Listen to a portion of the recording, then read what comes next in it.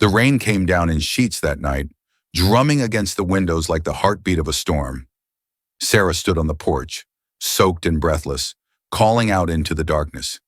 "Max! Max, come back!" But there was no sign of him, only the wind howling through the trees and the faint sound of thunder rumbling in the distance. Her German shepherd had bolted after a loud clap of thunder, panicked, disappearing into the woods behind their home. That was the last time she saw him. In the days that followed, Sarah searched tirelessly, printing flyers, posting online, driving down dirt roads for miles. Every barking dog in the distance gave her a flicker of hope that faded just as quickly. Friends told her to move on, but she couldn't. Max wasn't just a pet. He was her protector, her shadow, her comfort when the world grew too quiet. Losing him felt like losing a part of herself. Weeks turned into months. The once daily searches slowed. Sarah still left Max's food bowl out every night, just in case. But eventually the flyers faded in the sun, and her calls into the woods grew quieter. Each day without news was like adding another brick to a wall she couldn't climb over. She kept his collar tucked away in her drawer, the metal tag cold against her fingertips whenever she held it. It was the only piece of him that hadn't vanished. 5 years passed. Life moved on, as it always does. Sarah got a new job in a different town, made new friends, and even adopted a smaller dog named Toby. But Max's memory never left her. On quiet nights, she'd still glance at the door, wondering if maybe, just maybe, he'd walk through it like nothing had changed.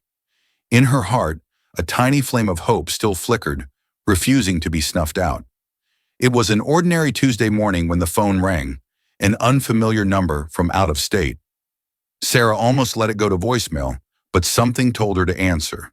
A calm voice introduced itself as a staff member from an animal shelter in Nevada. "We think we found your dog," the woman said. Sarah froze, unsure if she'd heard correctly. "His microchip led us to you," the voice continued. "He matches the description of a German shepherd named Max." Her heart pounded as she struggled to find words. "That can't be. Max has been gone for 5 years." But the shelter confirmed it again. A large German shepherd had wandered into their facility 2 days ago, found near the edge of a restricted military zone. He was underweight but healthy and strangely calm. Sarah's hands trembled as she listened. Her mind raced with questions, but one thing was clear. Max was alive. The shelter smelled of antiseptic and nervous animals. Sarah's heart pounded in her chest as she followed the volunteer through the hallway, each step heavier than the last. When they reached the kennel, the woman nodded toward the last pen. "He's in there." Sarah turned, and there he was, older, thinner, but unmistakably Max. For a moment, time stood still. Then his ears perked up, and in a flash he was at the gate, tail wagging wildly, eyes filled with a spark she hadn't seen in 5 long years. Tears streamed down Sarah's face as she dropped to her knees.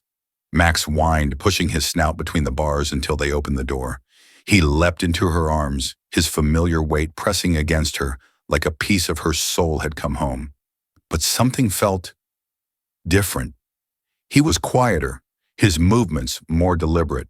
His eyes scanned the room constantly, alert, watchful, almost like a soldier returning from war.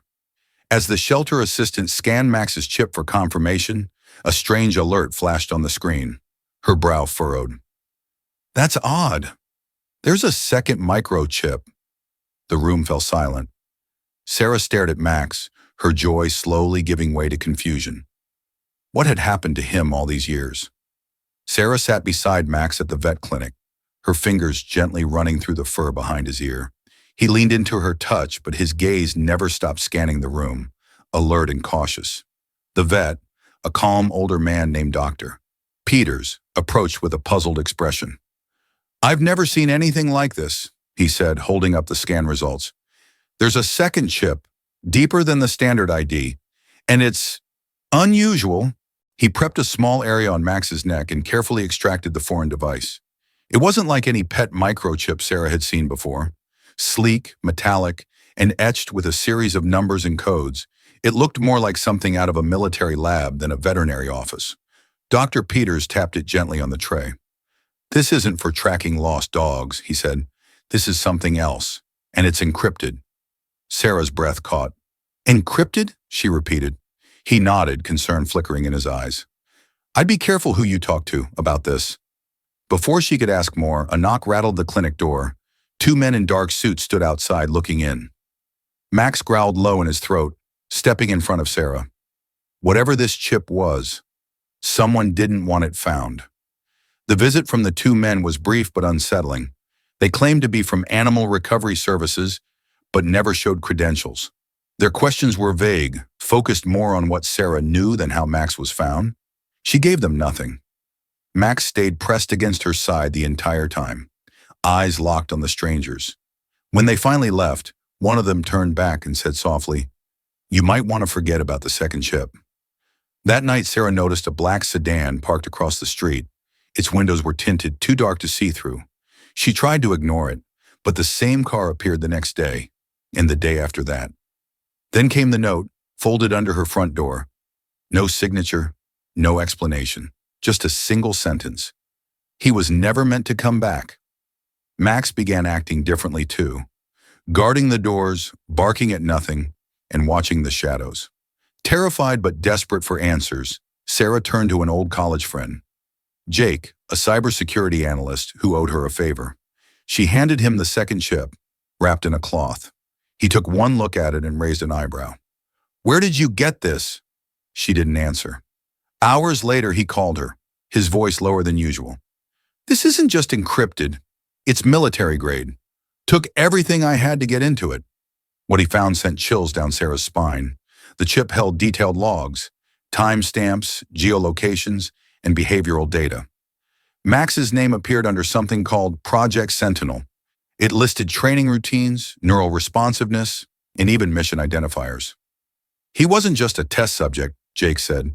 They trained him for field ops, surveillance, maybe more. Sarah stared at Max, curled at her feet but alert as ever. Her beloved pet had lived a life she never imagined, one built in shadows, secrets, and silence. Sarah didn't wait for another warning. She packed what she could, changed her phone number, and moved to a quiet cabin miles from the nearest town. Wherever Max had been, whatever had been done to him, it wasn't safe to stay. Max adjusted quickly to their new life, but his habits remained. He still checked windows before sleeping, still positioned himself between Sarah and the door, always alert, always watching. Sometimes in the dead of night, Max would sit at the window for hours, ears perked, as if waiting for something or someone. Sarah never asked what he remembered. Maybe she didn't want to know. She only knew that he was back, and that was enough. In her final voiceover, Sarah reflects, "Maybe he was built to be a weapon, but he came back to protect me. That's the part of him they could never program and never take away."